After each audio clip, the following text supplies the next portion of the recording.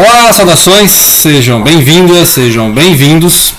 Vamos falar de literatura afegã, né? Khaled Hosseini, literatura afegã, norte-americana, né? Estadunidense, porque ele foi desde jovem, né? Refugiado para os Estados Unidos. E O Silêncio das Montanhas, ou Quando as Montanhas Ecoaram, né? Parece que no original seria isso. O Silêncio das Montanhas, que também tem a cultura afegã, que é, né, multicultural, multiétnica, e a cultura islâmica, né? Então vai falar muito dessa questão de por que os talibãs ganharam, né? E esse livro aqui, 2012, 2013, nem poderia imaginar que o Talibã ia voltar, né? Então em 2021 o Talibã voltou, né? 9 anos depois, o Talibã voltou. Ninguém poderia imaginar, né? Então pegou todo mundo de surpresa e foi aquele apocalipse zumbi, né? O Talibã voltando. E ele vai explicar então as origens. Então é interessante ler a literatura do Hosseini, que é um médico, né? Foi um médico, depois se dedicando aí nos últimos 15 anos, 15, 20 anos, né?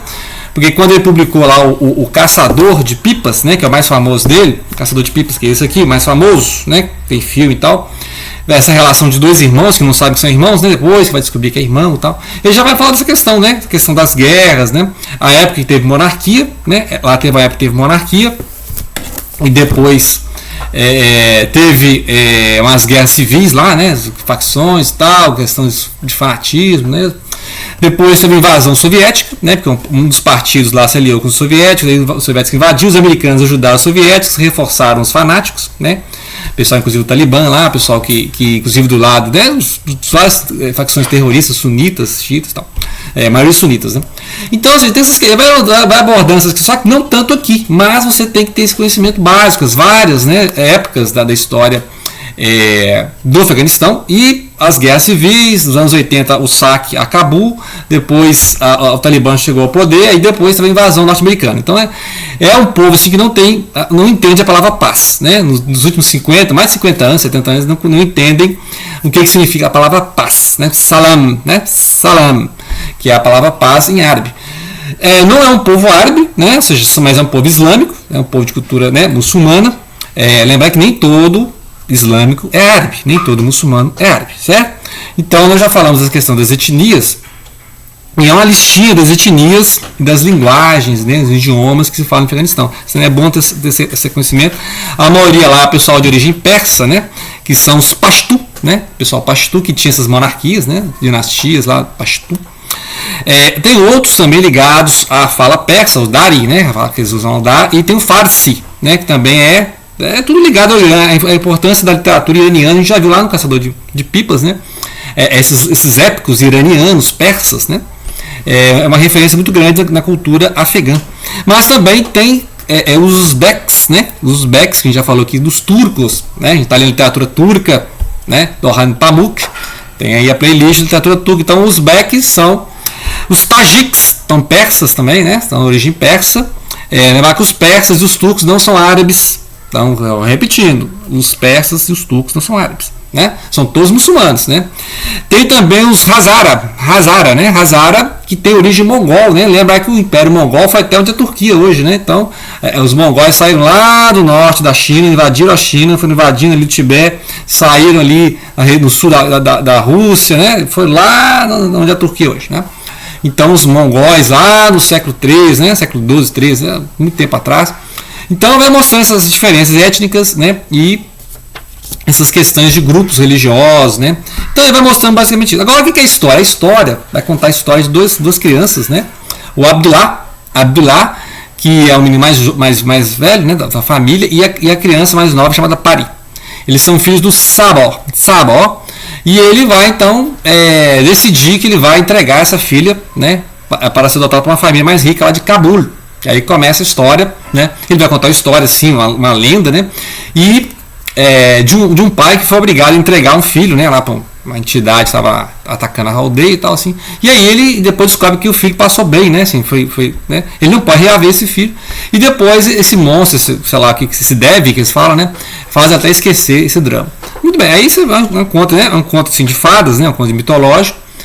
Mas aí muda os narradores, né? Você está acostumando com essa mudança de narradores, porque são várias histórias, 1001 noites, né? 1001 noites, a técnica aqui. Vai mudando a história e depois passa o ponto de vista, né? Não em primeira pessoa, mas o ponto de vista, o foco narrativo no Abdullah. Então Abdullah vai contar, né, essa relação com a irmã, né, essa importância da irmã. O dia que a irmã, né, eles foram lá para Cabul conhecer a família em que o tio Nabi trabalha, uma família de rico, né, que são os Wadat, né, é o Wad ou Badat, né, eu não sei bem a pronúncia aqui.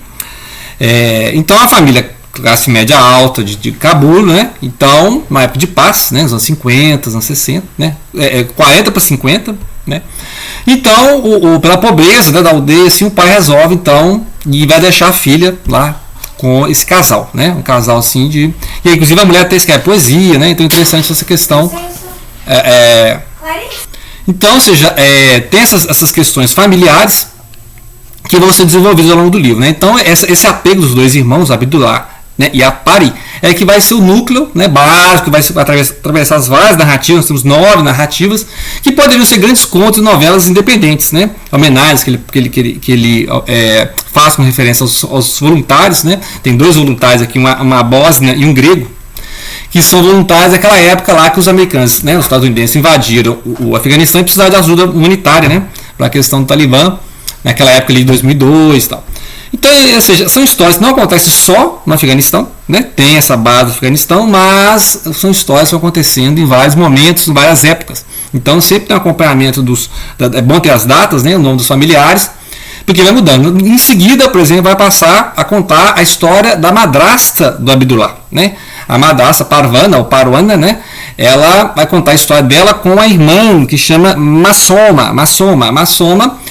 Não é essas coisas de jovem, né? Questão de juventude, se ela teve um acidente, ela ficou paralítica. Então a irmã Parvana ou Parwana tem que cuidar dessa irmã. Então vai contar outra história e vai chegar até o momento em que ela se tornou a madrasta do Abdullah, né? E depois nós vamos ver uma carta, né? Uma carta do Nabi, o tio Nabi, escrevendo para um médico grego, né? Chamado Marcos, que ele vai mostrar então como é que foi feita essa negociação, né? Quem que é essa família dos Wadati ou Vadati, né? Não sei afegão, não sei farsi, não sei pashtu. Então, ou seja, essa família, classe média, né, vai receber essa criança, que é a Pari. Então vai entender essa separação dos irmãos, né? Realmente foram separados, porque o filho ficou criado na aldeia, né, para ter os seus filhos, tá? A história vai continuar, né? Nós estamos lá nos anos 50. E a menina foi morar então com essa família classe média de Cabul. Beleza, então vai guardando isso aí. E aí o tio também vai contar como é que ele conheceu essa família, como é que ele começou a trabalhar lá, foram mordomo, né? Mas ele começou a trabalhar na cozinha, né? Na limpeza, no motorista, né? Ajudando o casal, então ele acabou ficando, né? Na família. E aí o cidadão lá, o senhor, né? O Soleiman resolveu casar. Então ele foi casar, né? É um senhor mais, né? Assim, já tinha uns seus 40 anos, resolveu casar. Então casou, né?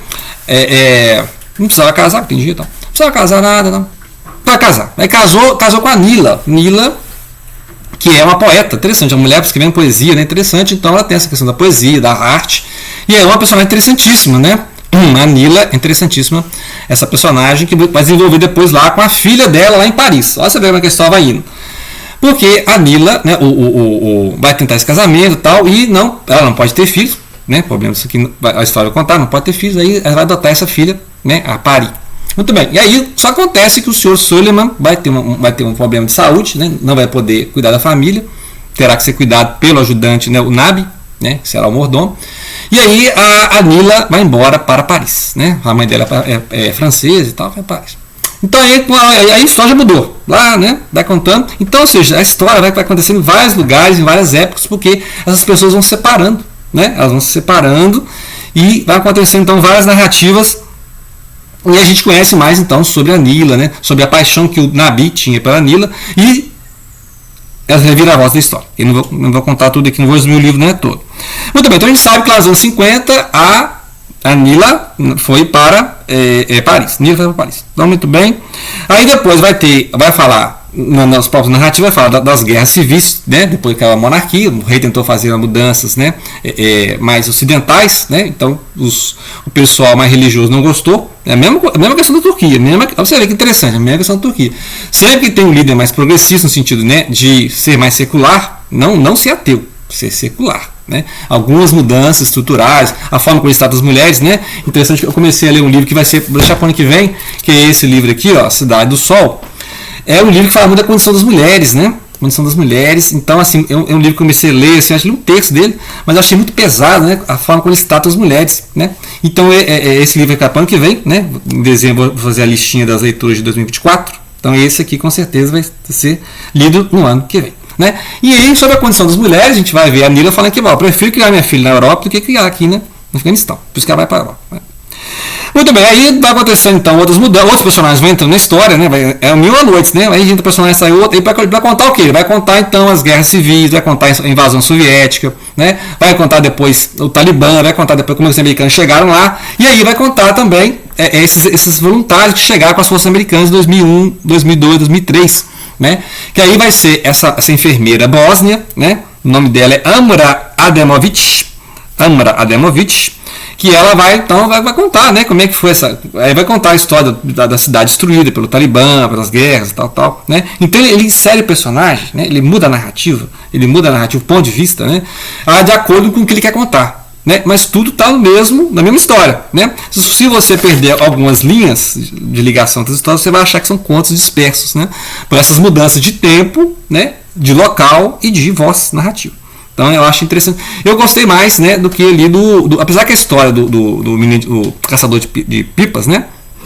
Um caçador de pipas que é mais famoso, né? Nesse caçador de pipas é um núcleo só, uma história só, que vai acontecendo em momentos, né? Vai lembrando algumas memórias, né? Essas lembranças, memórias, mas não tem tanto personagem, tanta mudança de época e tanta mudança de local, de ponto de foco narrativo que tem esse aqui, o Silêncio das Montanhas, né? Então essas mudanças aí. Tem gente que não gostou, né? Mas o autor tem que superar, né? O autor vai ficar seguindo a mesma forma em todos os livros, né? Não vai. Então ele sempre coloca essas histórias de irmãos que se separam, irmãos que vão se conhecer depois, né? E aí a história vai seguindo. Então depois vai ter então o foco na Nila, lá em Paris, né? A filha. Como é que foi a criação, né? Porque a gente sabe que a Nila vai morrer nos anos 70, né? Então ela vai tirar a própria vida nos anos 70, tá? Foi muito dramático. Ela dá uma entrevista antes de morrer, né? Dá uma entrevista assim que ela vai resumindo toda a história que a gente não sabia, não entendeu lá nas outras partes do livro, tá? Então ela deu uma entrevista que o que a gente não entendeu na carta lá do Nabi, a gente vai entender na entrevista da Nila. E aí a filha vai descobrir que foi adotada, né? Porque ela sempre achou que fosse, né?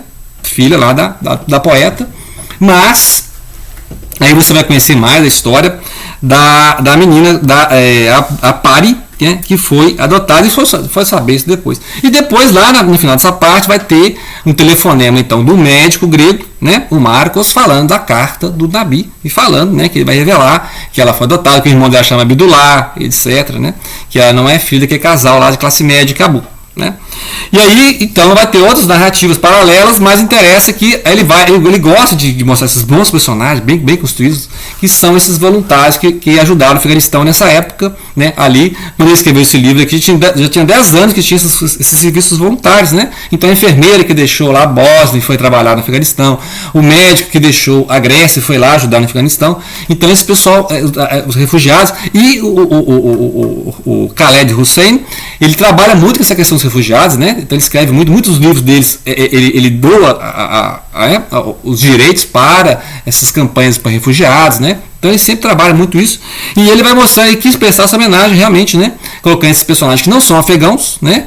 Personagens que não são afegãos, que é um grego, uma bósnia, então são pessoas que trabalharam lá, e aí a casa das famílias, classe média lá, né? Os Haddad, né, essa casa vai ficar então, o Nabi ficou lá como mordomo e depois recebeu a casa como herança, né, como testamento, e aí ele ficou lá e cedeu a casa para esses serviços de apoio aos refugiados, né, o pessoal lá, assistência social aos afegãos, né. E aí no final a Pari, né, vai procurar então o irmão lá nos Estados Unidos, né, na Califórnia, só que aí acontece a mesma coisa que na primeira história do livro, né? Que o pai lá perdeu a memória do filho, não lembrava do filho. Aqui o irmão já não lembra mais da irmã, né? Porque já está idoso, né? Já problema de saúde, então é uma questão de perda de memória mesmo. Então essa história se fecha, né? Com esse drama também de não poder mais reconhecer, né? Então a história assim é densa, né? Muita coisa. Ela é bem dispersa por essas mudanças, né? Ela não tem a concentração que tem Caçador de Pipas, mas é belíssima a história, né? É um drama assim. E o Khaled gosta desses dramas, né? O Hosseini gosta desses dramas. O pessoal fala que ele é muito dramático e realmente ele cria personagens muito dramáticas, né? Mas assim, muito convincentes, né? Ele trabalha muito bem esse personagem e essas mudanças de narrativa não atrapalham muito, não, né? É até bom porque aí o leitor vai construir a história. Entendeu? É uma história, você monta os quebra-cabeças, então você, leitor, leitora, é que vai compor a história na sua cabeça. Ok? Então, grato pela atenção e não deixem de compartilhar.